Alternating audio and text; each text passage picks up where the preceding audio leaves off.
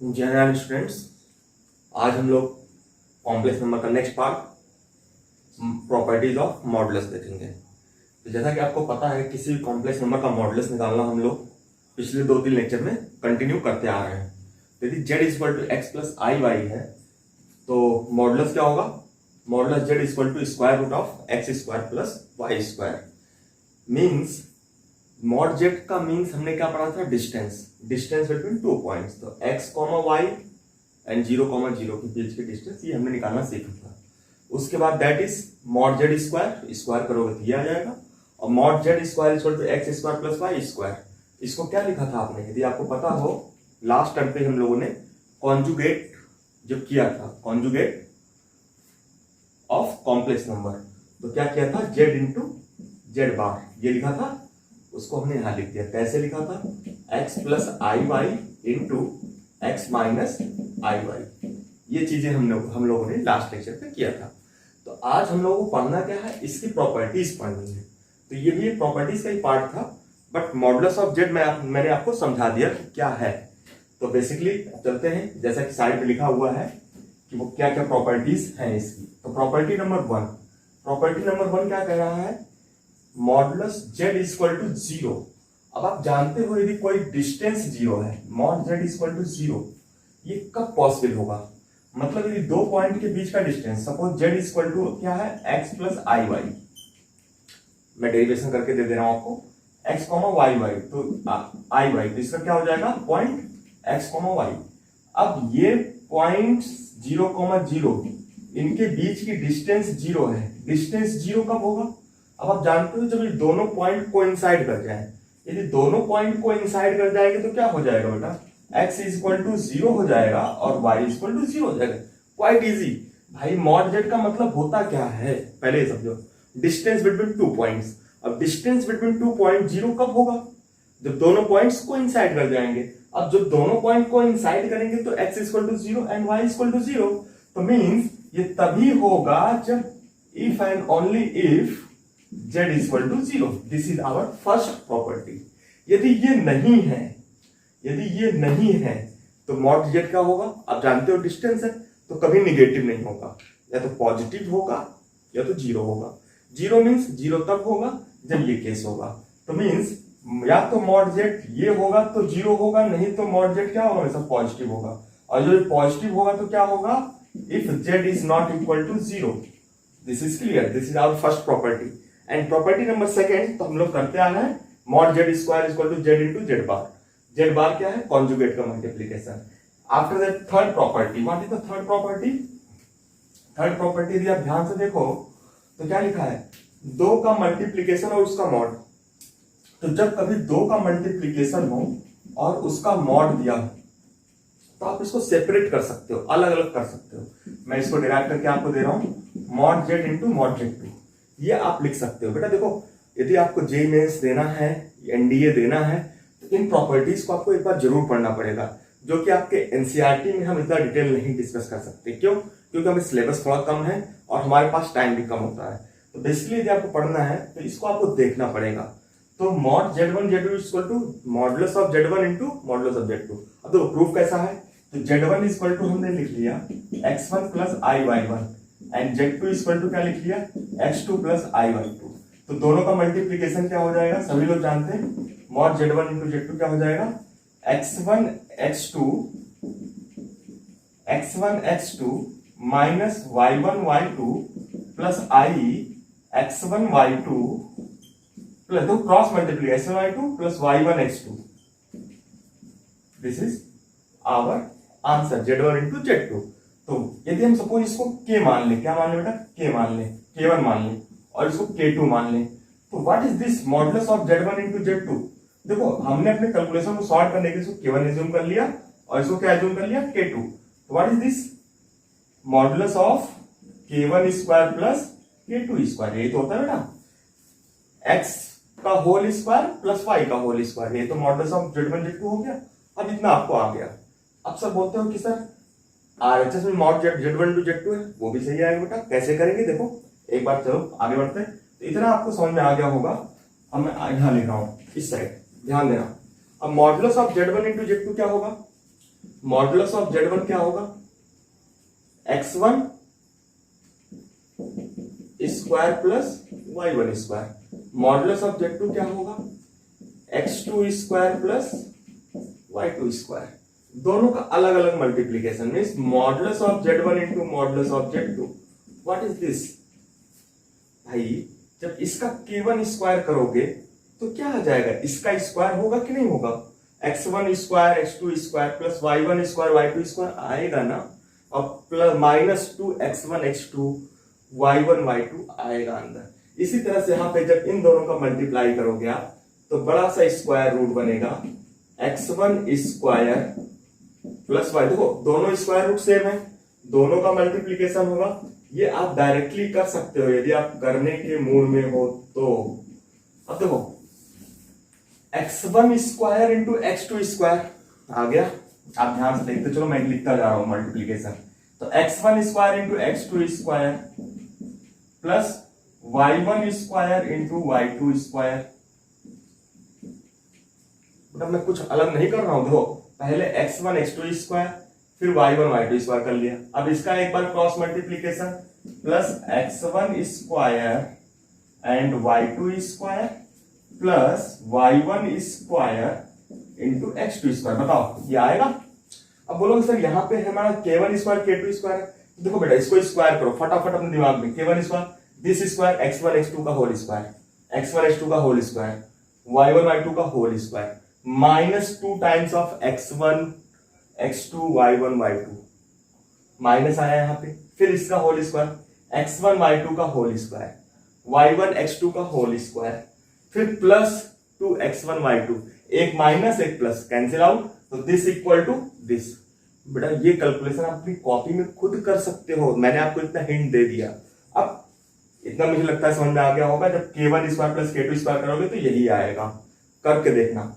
चलो तीन प्रॉपर्टीज आपको हो गई, मल्टीप्लीकेशन हो गया, इसी तरह से डिवीजन का होगा बेटा। डिवीजन देखो मॉडुलस ऑफ Z1 Z2 है, उसको आप अलग अलग लिख सकते हो। और आप देखोगे एनसीईआरटी क्लास 11th के मिसलेनियस पे इस पे बेस्ड क्वेश्चंस हैं आपकी बुक में, तो उसको आप देख सकते हो। अब आगे चलते हैं हम लोग। अब प्रॉपर्टी नंबर 4, प्रॉपर्टी नंबर 4 क्या है, ध्यान से देखना। Minus of modulus Z real part of Z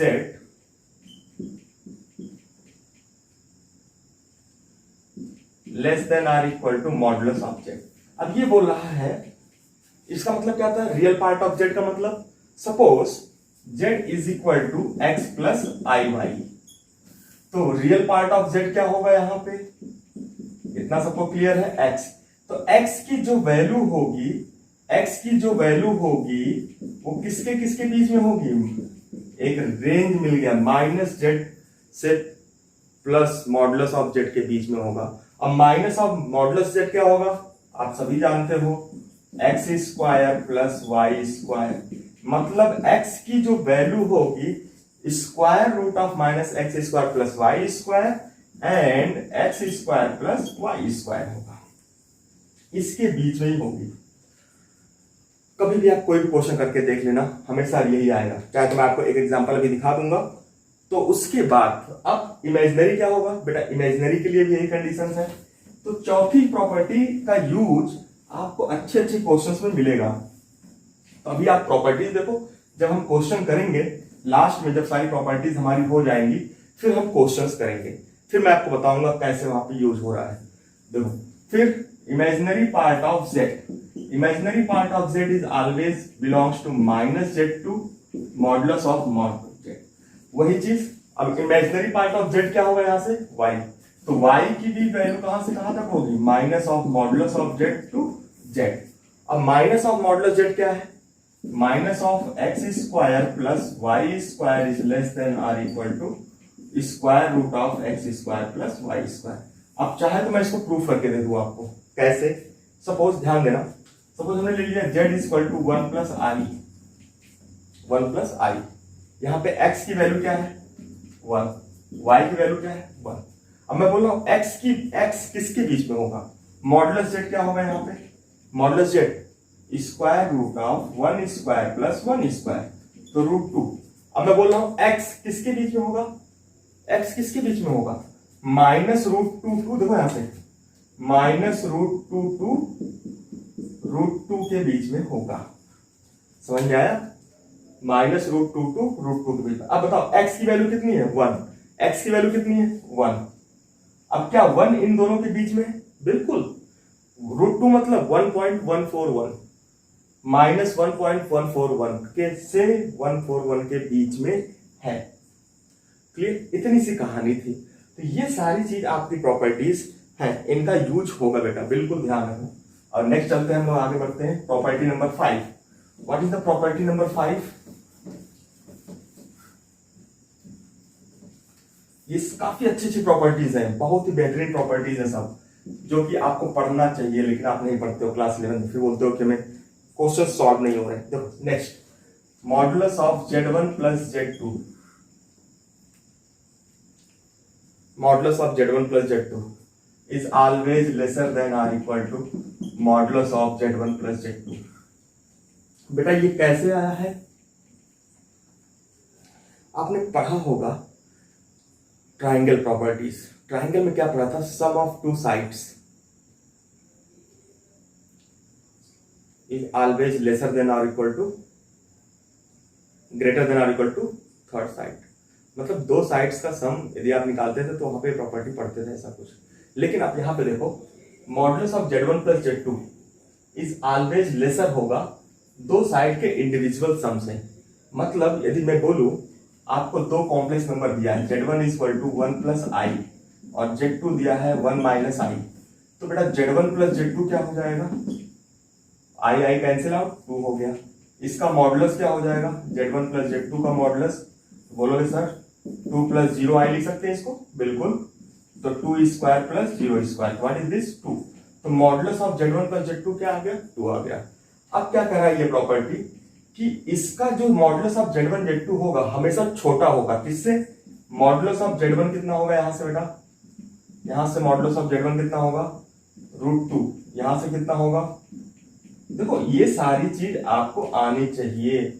अब modulus of Z1 plus modulus of Z2, इन दोनों का एडिशन कितना हो जाएगा, modulus of Z1 plus modulus of Z2 equal to 2√2, √2 plus √2, 2√2। अब बताओ कौन सा बड़ा है, 2√2 बड़ा है या ये बड़ा है, तो आपको दिख रहा है 2√2 is always greater then 2।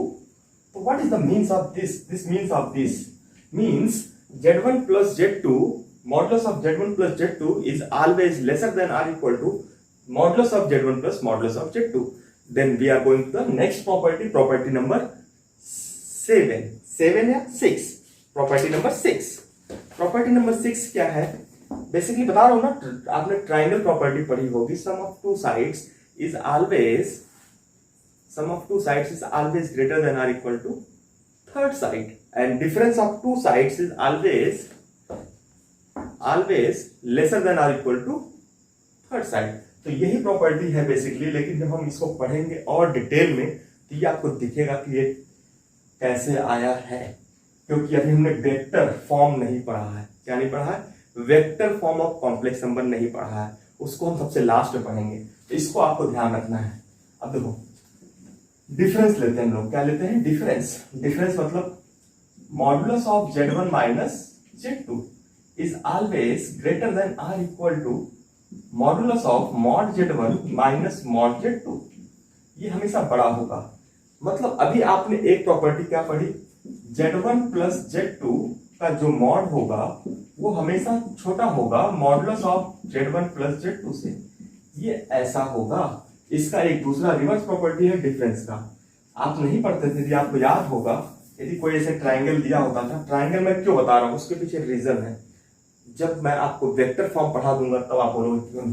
Suppose ये ए है, ये बी है, ये सी है, तो आप पढ़ते थे sum of two sides a plus b is greater than c and difference of two sides is always lesser than c, इतना तो आप पढ़ते थे। तो मीन्स यदि सी की वैल्यू पूछे तो किसके किसके बीच में आ रही है, तो बोलोगे c always belongs to modulus of minus a, ये प्रॉपर्टी आप पढ़ते थे। कुछ ऐसी ही प्रॉपर्टी ये है, आप ट्राइंगल प्रॉपर्टी से याद रख सकते हो कि difference of two sides is always lesser than और equal to individual difference of this. तो ये चीजें आप अपने दिमाग में बिठा लो। तो इसका जरूरत पड़ेगा, क्योंकि हमें इसकी जरूरत पड़ेगा और हम इसका यूज करेंगे इन द क्वेश्चन, जब हम क्वेश्चन सॉल्व करेंगे। तो अपने दिमाग में बिठा लो, ये क्या है, ट्राइंगल इनइक्वालिटी है। यदि हम इन दोनों को मर्ज करें, यदि हम मर्ज करते हैं तो क्या आता है, ट्राइंगल इनइक्वालिटीज क्या बोलती है, modulus of Z1 plus Z2 is always lesser than or equal to modulus of Z1 plus Z2। देखो Z1 प्लस Z2 का जो मॉडुलस है हमेशा छोटा होगा इंडिविजुअल, लेकिन बड़ा किससे होगा, very very much important properties. इस प्रॉपर्टीज को याद रखना आपके लिए बहुत जरूरी है, क्योंकि इस पर बहुत बार क्वेश्चन आ चुका है। डिफरेंस ऑफ टू साइड्स और sum of two sides is always lesser than or equal to third side. तो बेटा इसको यदि आप याद रखते हो, this is the most important property. तो इस इंपॉर्टेंट प्रॉपर्टीज को आप याद रखो, क्योंकि मैंने बताया ना कि प्रॉपर्टीज यदि आप सारी कर लेते हो तो फिर आपके लिए कोई प्रॉब्लम नहीं आती है। इसी तरह से हम इसको जनरलाइज भी कर सकते हैं। प्रॉपर्टी नंबर 7, इसको हम जनरलाइज कैसे कर सकते हैं। सपोज n एलिमेंट्स हैं या n कॉम्प्लेक्स नंबर है। कितने कॉम्प्लेक्स नंबर है, n कॉम्प्लेक्स नंबर है। तो n कॉम्प्लेक्स नंबर है, उनका मॉडुलस, उनके सम का मॉडुलस डॉट डॉट ये ऑलवेज लेसर ही होगा। यदि आप इंडिविजुअल करोगे तो ये लेसर ही आएगा, ये लेसर ही आएगा। Modulus of Z1 plus modulus of Z2 modulus of Z3 dot dot modulus of Z1 ये आएगा। इस प्रॉपर्टी को जनरलाइज कर दिया। सेम प्रॉपर्टी है जैसे 2 के लिए था वैसे n के लिए है। क्लियर, इतना तो आपको क्लियर होना चाहिए। अब चलते हैं प्रॉपर्टी नंबर 8। ये भी काफी अच्छी प्रॉपर्टी है। a प्लस बी का whole square, a minus b का होल स्क्वायर आपने पढ़ा होगा। a प्लस बी का होल स्क्वायर पढ़ा है, a माइनस बी का होल स्क्वायर पढ़ा है। उसी तरह से प्रॉपर्टी नंबर 8 में है modulus of Z1 plus Z2 का whole square. What is the means of this.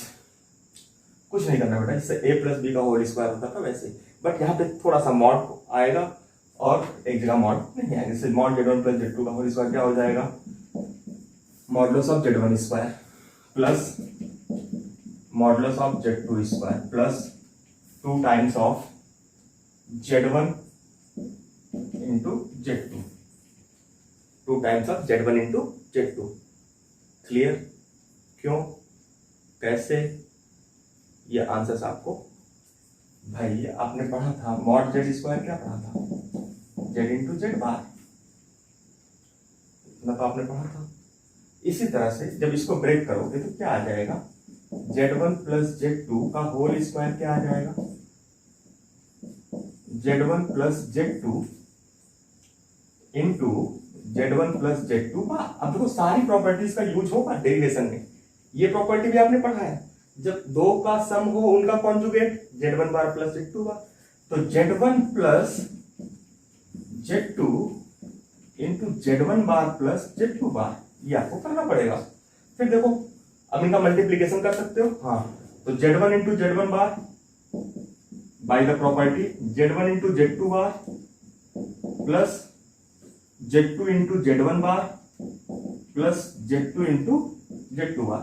अब देखो Z1 इंटू Z1 बार क्या हो जाएगा, मॉडुलस ऑफ Z1 स्क्वायर।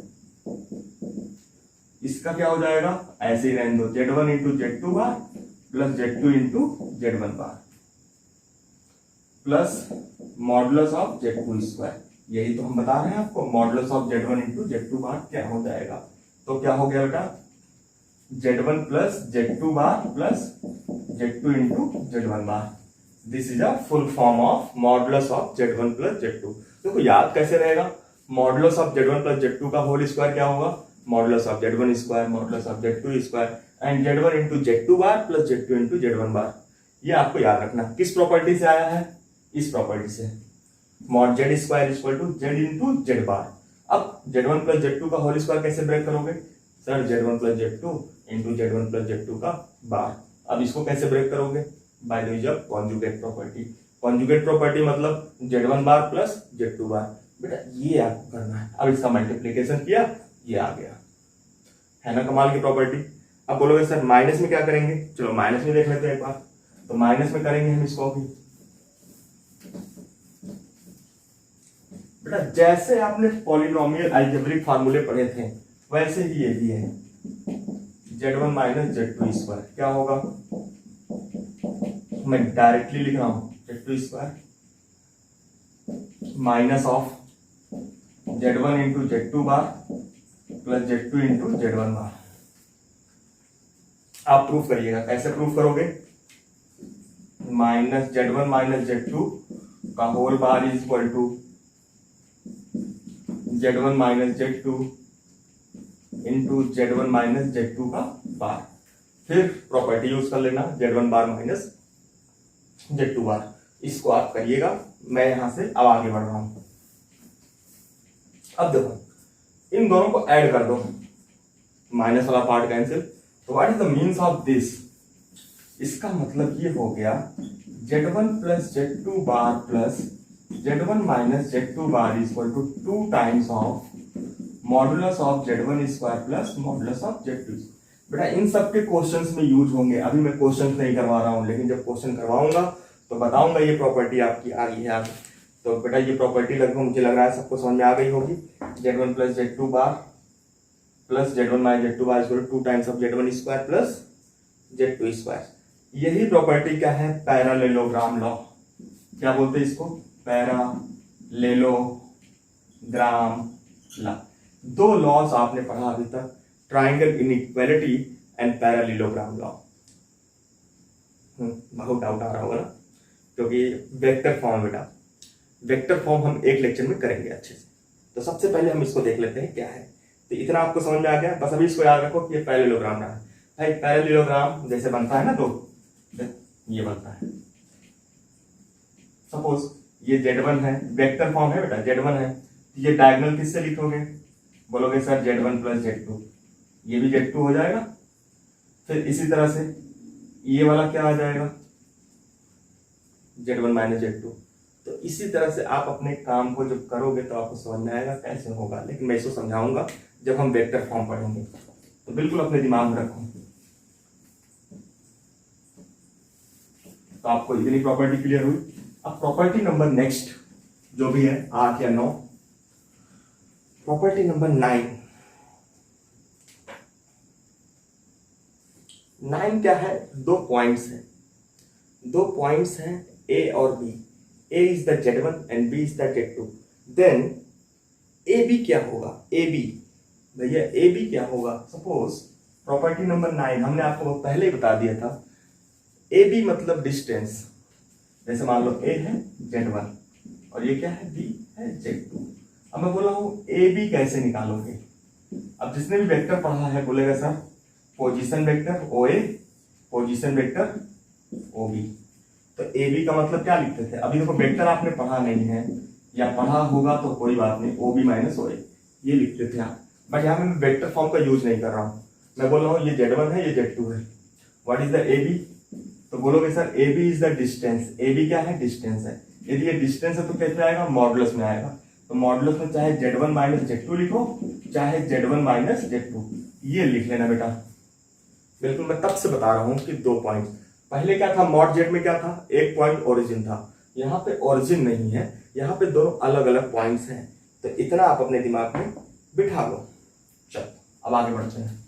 तो बेटा ये वेक्टर का भी रोल है यहाँ पे, ये ध्यान रखना। कॉम्प्लेक्स नंबर एक ऐसा चैप्टर है जिसमें वेक्टर से लेके यूलर्स फॉर्म, पोलर फॉर्म, सारे फॉर्म्स आते हैं। और इसको यदि आप पढ़ते हो अच्छे से तो फिर आपके लिए बहुत ही बेहतर रास्ते होंगे आगे के लिए। सपोज अब कोई बंदा ये बोल रहा है ये कब होगा, अब आपके सामने कुछ अच्छी चीज आ रही है, ये कब पॉसिबल है कि mod z1 plus z2 equal to modulus of z1 plus z2। ध्यान देना, ये है z1, ये है z2, तो ये होगा मॉडुलस ऑफ z1, ये होगा मॉडुलस ऑफ z2। अब z1 प्लस z2 क्या होगा, z1 प्लस z2 भाई अब बोलोगे सर कैसे इसको हम ऐड करेंगे, तो प्रॉब्लम सबके सामने है बेटा। यदि ये वेक्टर फॉर्म लिया जाए, वेक्टर फॉर्म, मान लो ये वेक्टर Z12 है, ये वेक्टर Z1 है और दोनों को ऐड करना है, तो कैसे करते हैं? इस वेक्टर को कोएफिशिएंट यहाँ उठा के रखते हैं, ऐसे रखते हैं। अब देखो कुछ एंगल आ जाएगा, तो this is a Z1 plus Z2। अब ये कब होगा इक्वल? मॉडुलस ऑफ Z2 और ये क्या हो जाएगा मॉडुलस ऑफ Z1। ये इक्वल कब होगा? यदि आपने वेक्टर पढ़ा है तो आपको नॉलेज होगा, यदि वेक्टर नहीं पढ़ा है तो नहीं कर पाओगे। अब बोलोगे सर ये Z2 है, ये Z1 है, यदि ये ऐसे हो जाए, एकदम स्ट्रेट हो जाए तो इक्वल हो सकता है, क्योंकि ये Z2 है, इतना पार्ट Z1 है, तो ये पूरा पार्ट कितना हो गया Z1 प्लस Z2 का मॉडुलस, और ये Z2 है और ये Z1 है। ये तभी इक्वल होगा जब कोलिनियर होंगे। कब इक्वल होगा? जब कोलिनियर होंगे और सेम साइड होंगे। मतलब ऐसा नहीं कि बीच में हो, एक इधर हो एक इधर हो, कुछ ऐसा नहीं, दोनों एक ही साइड में होंगे, same side of the origin, origin के सेम साइड। जैसे मैं बोलूं या तो Z1 और Z2 दोनों इसी साइड है, तब तो ये होगा। अब बोलोगे सर Z1 यहाँ पे था, Z2 यहाँ पे था, तब प्रॉब्लम आ जाएगी, तब नहीं हो पाएगा। तो बिल्कुल ध्यान रखो, जब सेम साइड होंगे तब ये होगा। इसका मतलब एंगल बिटवीन ये तब होगा जब angle between Z1 and Z2 are 0 degree. मतलब Z1 और Z2 कोलिनियर होंगे। Z1 और Z2 क्या होंगे? Z1 and Z2 are collinear. तो यदि बेटा कोलिनियर का केस आप याद करो, क्या पढ़ते थे? याद करो कोलिनियर केस कोऑर्डिनेट ज्योमेट्री में A B C, यदि तीनों कोलिनियर होते तो क्या पढ़ते थे? AC is equal to AB plus BC, यही तो पढ़ते थे। और यही चीज ये है, AB मतलब मॉड Z1, BC मतलब मॉड Z2, AC मतलब Z1 प्लस Z2 का मॉड। कितना अच्छा है, लेकिन आप थोड़ा सा आपको ये होता है कि चलो कैसे कर रहे हैं, तो बिल्कुल ध्यान रखो बेटा, वेक्टर का बहुत इंपॉर्टेंट रोल है यहाँ पे। चलो तो mod Z1 plus Z2 equal to modulus of Z1 plus Z2 आपका आ गया। अब नेक्स्ट प्रॉपर्टी देखते हैं। कई बार आपको ऐसे क्वेश्चन मिल जाते हैं और आया हुआ है, ये भी मोस्ट इंपॉर्टेंट प्रॉपर्टी है, याद रखना। मॉडुलस ऑफ Z1 Z की पावर n इक्वल टू क्या लिख सकते हो? मॉडुलस ऑफ Z की पावर n। कई बार ऐसे क्वेश्चन आ गए हैं, 1 प्लस आई की पावर 10 पूछ लिया और इसका मॉडुलस पूछ लिया, बच्चे क्या किए? छोड़ के चले आए। यदि ये प्रॉपर्टी याद होती तो क्या करते हैं? 1 प्लस आई की पावर 10 और 1 प्लस आई का मॉडुलस सभी जानते हो, 1 स्क्वायर प्लस 1 स्क्वायर की पावर 2, तो मीन्स क्या आ गया? √2 की पावर 10। तो व्हाट इज दिस? 2 की पावर 5। This is answers. तो इस प्रॉपर्टी का बहुत अच्छा इस्तेमाल होता है क्वेश्चंस में। भाई देखो IIT के लिए आपको हर तरीके से तैयार रहना है, यदि आप तैयार रहना चाहते हो, क्योंकि जब आप इसके लिए तैयार होते हो तो ये मान के चलो आपके कई और एग्जाम साथ में तैयार होते हैं, क्योंकि एक ऐसा एग्जाम है, एक ऐसा पैटर्न है जिसकी तैयारी का मतलब सर्वगुण संपन्न है इन मैथमेटिक्स। यदि आपको सर्वगुण संपन्न होना है तो फिर हर तरीके से तैयार रहना है मैथ के लिए, बिना उसके आपका कुछ भी नहीं होना है। चलो अब आगे बढ़ते हैं हम लोग। तो प्योरली रियल और प्योरली इमेजिनरी का केस जब आपके सामने, तो बोलते हो सर कैसे होगा? सपोज अभी थोड़ी देर पहले हम लोगों ने क्या किया था? Modulus of Z1 plus Z2 का होल स्क्वायर, क्या लिखा था? Modulus of Z1 plus Z2 का होल स्क्वायर। तो यदि आप इसको देखो और ये क्या हो, प्योरली इमेजिनरी करना हो आपको, प्योरली रियल हो या प्योरली इमेजिनरी हो, तो आप क्या बोलोगे? Modulus of Z1 square plus modulus of Z2 square. अब यहां पे क्या था? अभी आपने थोड़ी देर पहले किया था 2 times of Z1 into Z2 bar plus Z2 into Z1 bar. 2 times नहीं, Z1 into Z2 bar plus Z2 into Z1 बार, ये आपने किया था। अब मैं बोलूं ये इक्वल टू दिस, तो ये 0 होना चाहिए। इसका मतलब क्या? ये वाला पार्ट 0 होना चाहिए। तो 0 कैसे होगा?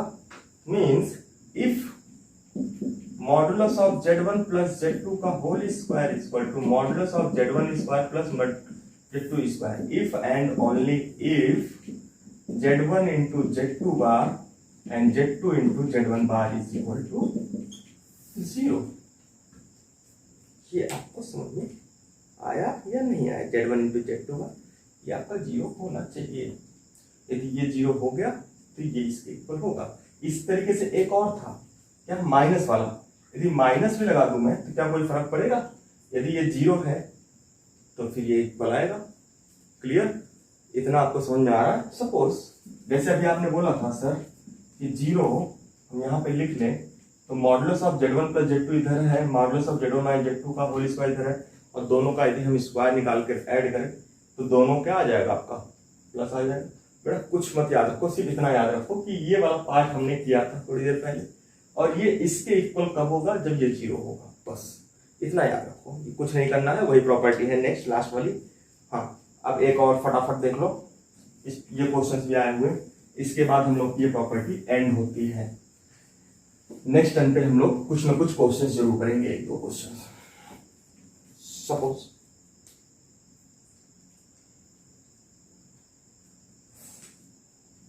Modulus of AZ1 minus BZ2 modulus square plus BZ1 plus AZ2 का होल स्क्वायर। सब लोग कर सकते हो इसको? बिल्कुल कर सकते हो, कोई प्रॉब्लम नहीं है भाई। देखो इसका स्क्वायर निकाल सकते हो, निकालो फटाफट। तो क्या आ जाएगा, this square plus this square modulus, तो A square of modulus Z square Z1 square B square into modulus of Z2 square, B यानी कांस्टेंट। फिर दोनों के मल्टीप्लीकेशन, दोनों का मल्टीप्लीकेशन आपने कैसे किया था आपको याद होगा, AB Z1 Z2 ऐसे तो किया था बिल्कुल। यहाँ पे A Z1 minus B Z2 आएगा, यहाँ पे फिर वही देखो B Z1 A Z2 plus में आएगा और क्या हो जाएगा, कैंसिल आउट। फिर प्लस आ जाएगा B Z1 modulus square plus A Z2 modulus square, और बाकी माइनस माइनस वाला माइनस और प्लस वाला कैंसिल आउट। तो इन दोनों को ऐड कर लो, A square plus B square common हो गया, modulus of Z1 square plus modulus of Z2 square. इसको याद रखना बेटा, ये कई बार आ चुका है, NDA में तो कई बार डायरेक्ट आया है, JEE मेन से भी डायरेक्ट ही मिलेगा, क्योंकि ज्यादा वो काम नहीं करने वाले। क्लियर? कोई ना कोई वैल्यू दे देगा और आपसे पूछ लेगा व्हाट इज द वैल्यू। अब हमारा आज का काम इतना कंप्लीट हुआ। तो आज हमने क्या देखा, प्रॉपर्टीज ऑफ मॉडुलस। हाँ, थोड़ा सा आपको प्रॉब्लम ये हो रहा होगा सर कि हमने वेक्टर फॉर्म नहीं पढ़ा है। कोई बात नहीं बेटा, वेक्टर फॉर्म हम लास्ट में पढ़ेंगे जब हमारा आर्गुमेंट कंप्लीट हो जाएगा। नेक्स्ट स्टेप पे हम पढ़ेंगे प्रॉपर्टीज ऑफ आर्गुमेंट। बेटा प्रॉपर्टीज ऑफ आर्गुमेंट इसलिए जरूरी है क्योंकि आप सिर्फ आर्गुमेंट निकालना पढ़ते हो। आर्गुमेंट निकालना पढ़ने से प्रॉपर्टीज ऑफ आर्गुमेंट का अलग रिलेशन है। तो बिल्कुल हम लोग नेक्स्ट टाइम पे पढ़ेंगे properties of arguments. Okay, Zen and once again all of you, thank you everybody.